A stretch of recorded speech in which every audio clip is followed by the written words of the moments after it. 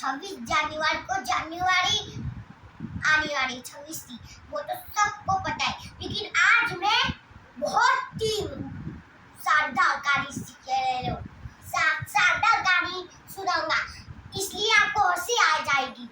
तो उससे पहले वीडियो को लाइक, चैनल को सब्सक्राइब कर दो और नीचे जाके बटन है ना उसको फॉलो कर दो। तो चलो मैं सुनाता हूँ। आज बारिश हुई हुई, आपको पता है? नहीं पता? मैं सुनाता हूँ।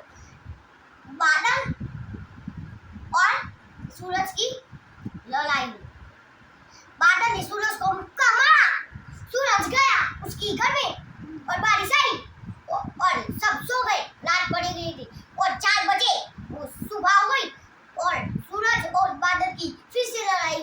सूरज ने बादल को मुक्का मारा, बादल तो फूट गया, चटर-मटर हो गया और सूरज उग गया दिशा में और सुबह आ गई।